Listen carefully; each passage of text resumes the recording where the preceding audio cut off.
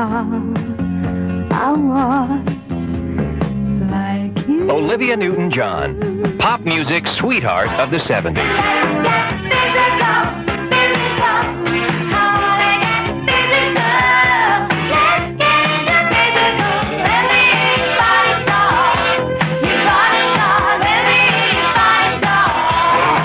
Olivia Newton-John, rock and roll superstar of the 80s. Well, the new image really came about not with any forethought. I didn't say, it's time to change my image.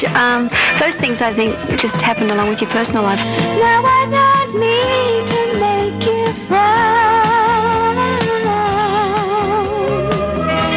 No, I just want you to slow down. Flowing chiffon dresses, golden blonde hair, and sparkling blue eyes. She was everybody's ideal girl next door. I wanna get physical. Let's get into physical. Let me hear your body talk. Body talk. Let me hear your body talk. I happened to cut my hair because I was bored with my hair, and I happened to have gone darker because my hair was bleached out. That's really how it began. And from that, everyone got this new image idea, and fashions had changed everything since my last album. So it really just was something that happened. Have you never been mellow? Have you never tried to find a comfort from inside? For Olivia Newton-John, her incredible decade of success has been matched only by her tremendous growth as a person and performer. I think as I've got older, my tastes have changed a lot. I mean, when I first was over here, I probably only listened to country, and then I only listened to the mellow stuff, and then my tastes have broadened a lot, and now I like a lot of songs that a few years ago, or a lot of albums I wouldn't have paid much attention to, so I'm much more open to that, and I think a lot of it is just having the confidence to tackle something else.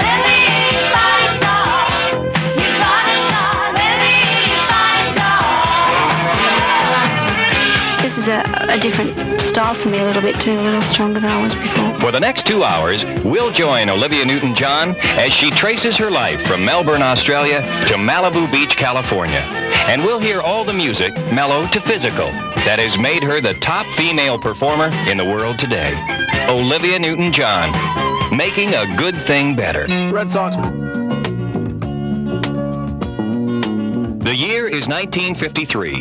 On board a British ocean liner bound for Australia are Bryn and Irene Newton-John and family, including 5-year-old daughter, Olivia. My father was the headmaster of a boys' school in England, but he was offered the position of a master of a male college at a university in Australia. So we left and migrated, I suppose. And so I got there as a very young girl. My first sort of schooling and everything was in Australia. Olivia's father was responsible for her first real exposure to music. There was always music in the house. There was mainly classical music was always playing through the house, and he'd go through the house conducting, and he knew every part, every instrument, and every break, and every concerto and opera that was ever written. So I guess it was always there. And my mother tells me that I always played the piano by ear from when I was about 4 years old. I've always been musical. So I guess it was just partly inherited and partly by transfusion. Although her father's taste in music was decidedly classical, Olivia Newton-John's listening diet wasn't restricted to the masters. The first album I was ever given was from my dad. He bought me Tennessee Ernie Ford album when I was about 9. Some people say a man is made out of mud. A poor man's made out of muscle and blood. Muscle and blood and skin and bones. A mind that's weak and a back that's strong. You load 16 tons.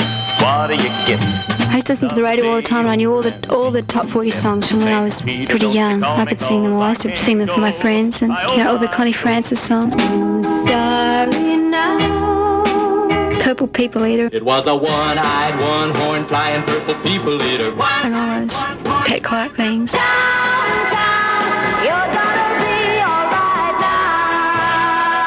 When I was about 13, 14, I started singing with 3 other girls. And so we used to sing kind of folk songs and traditional jazz songs on the weekends. We were really terrible. That was really the first thing. And then I started singing folk songs. My brother-in-law had a coffee lounge, and I sang in there. And that's really how it started when I was 15. A talent contest victory led to local television appearances and to bigger and better contests. As the grand prize winner of an Australian talent search, Olivia won a trip to London.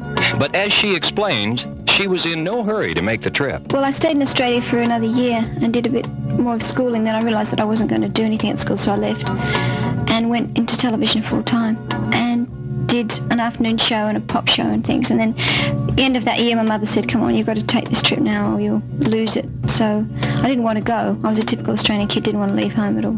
But I went intending to stay for a month and then sneak back to Australia. But Olivia remained in London. It was there that she tasted her first bit of major success. If not for you, babe, I couldn't even find the door. I couldn't even see the floor. I'd be sad and blue if not for you.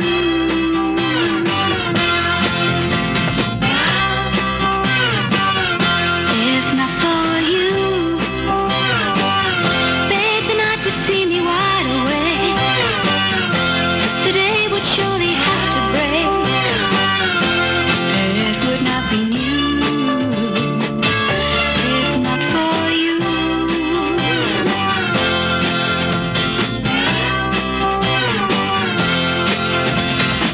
If not for you, my sky will fall.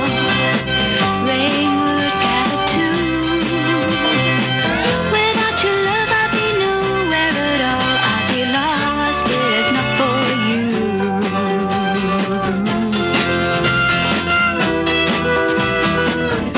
If not for you, the winter would hold no spring. You couldn't hear a robin sing. I just wouldn't have a clue. If not for you.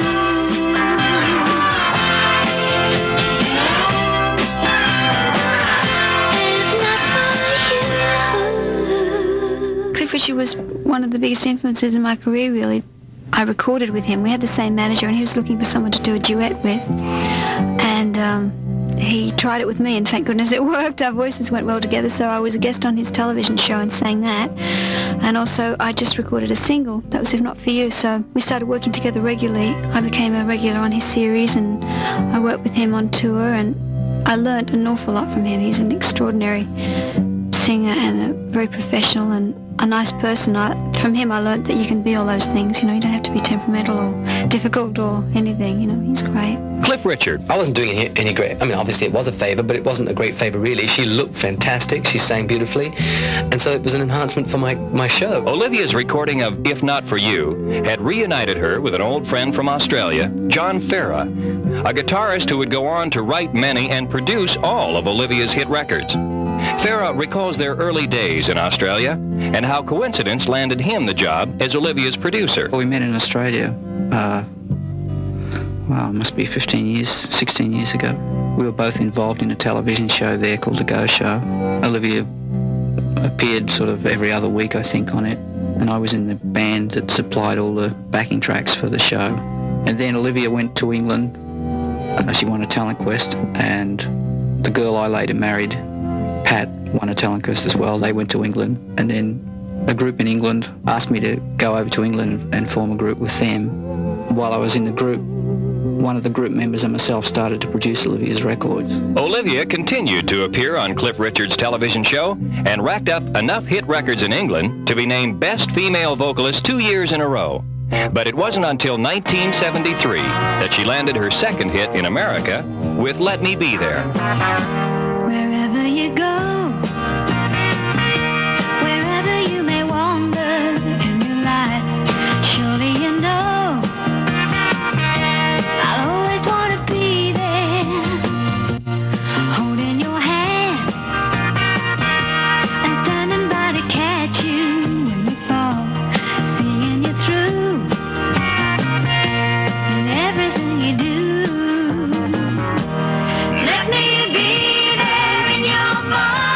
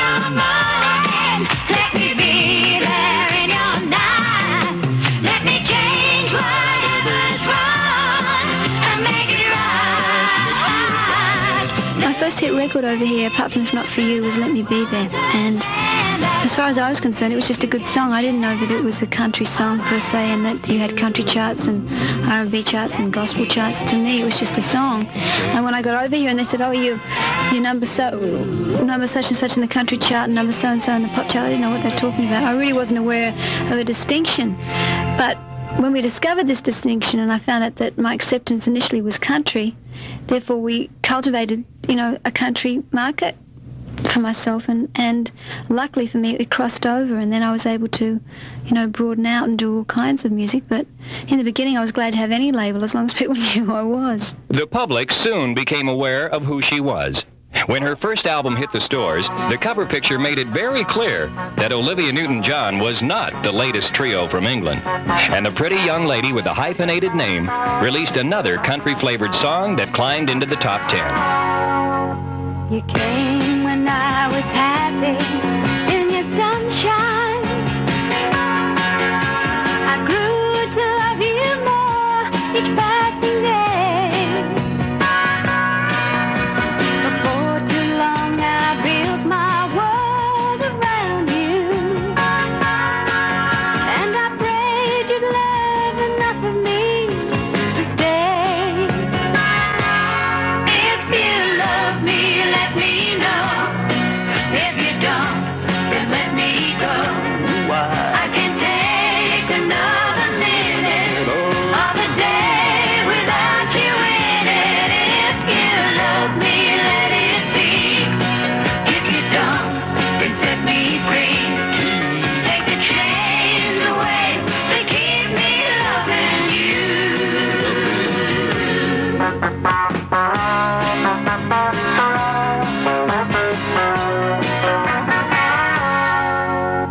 The arms that open wide to hold me closer,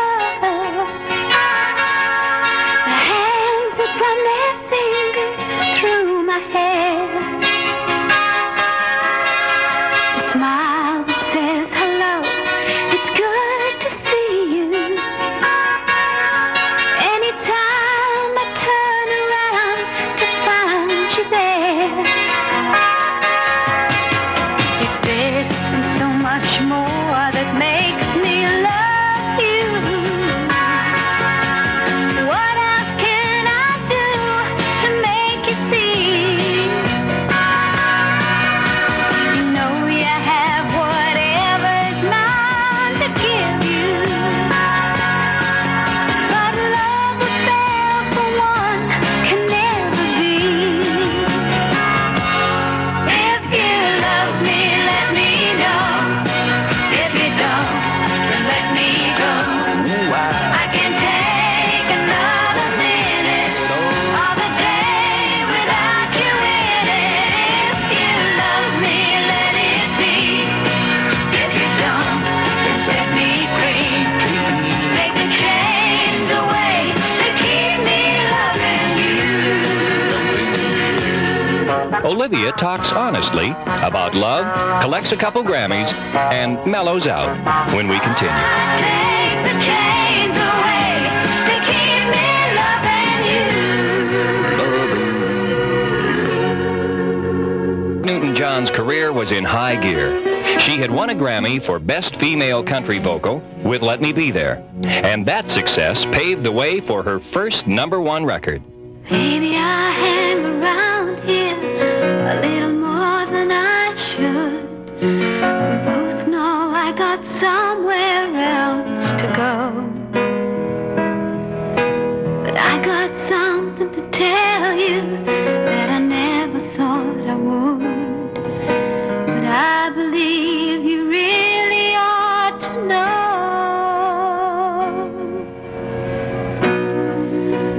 I love you. I honestly love you.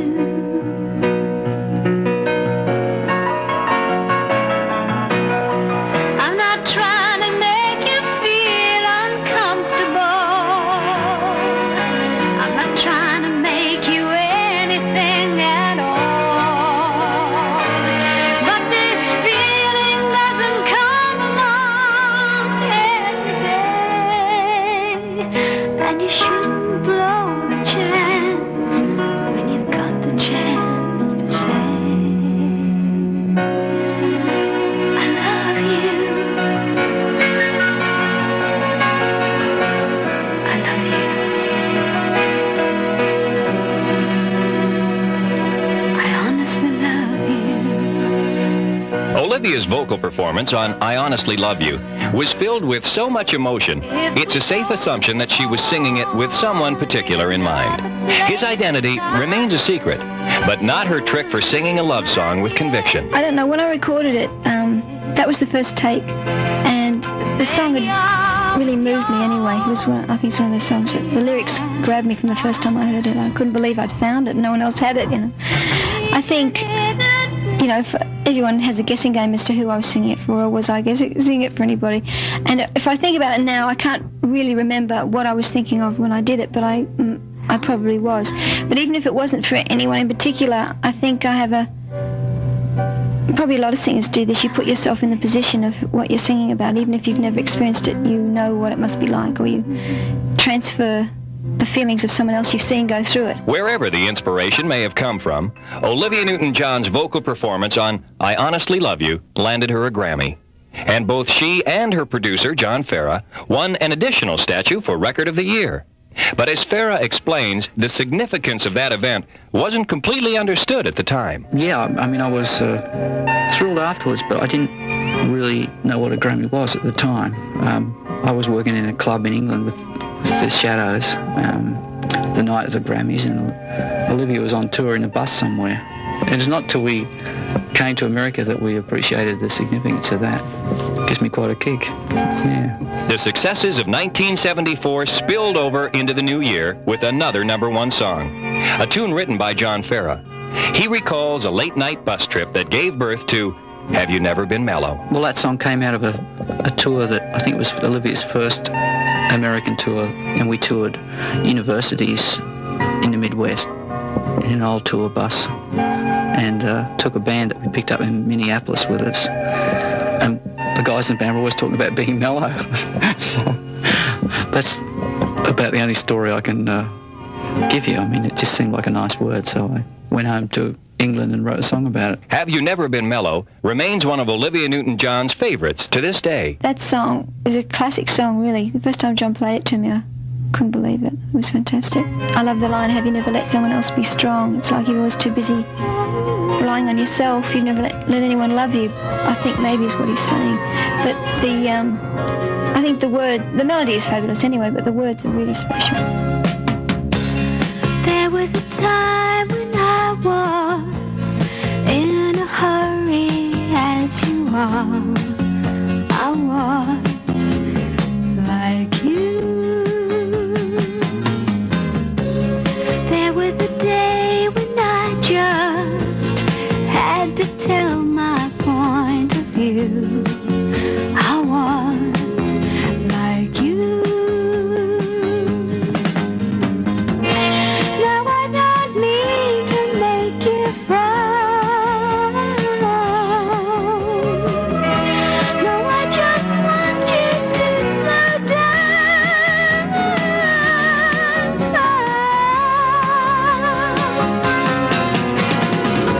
Have you never been mellow? Have you never tried to find a comfort from inside you? Have you never been happy just to hear your song? Have you never let someone else be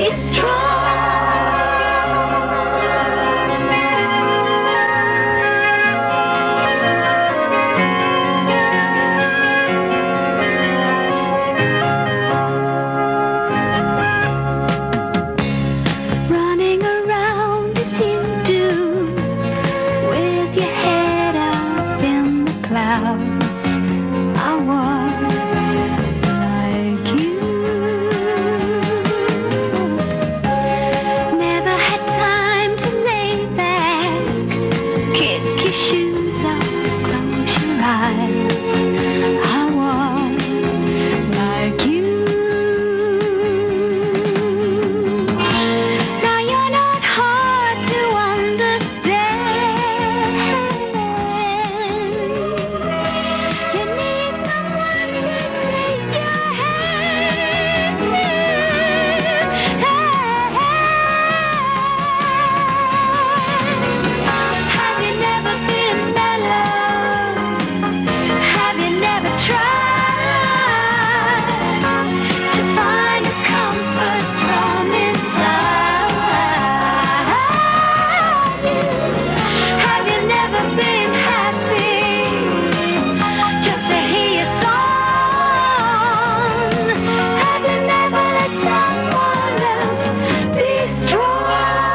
everyone has memories of times and places and events, and especially people, that are stirred by particular songs.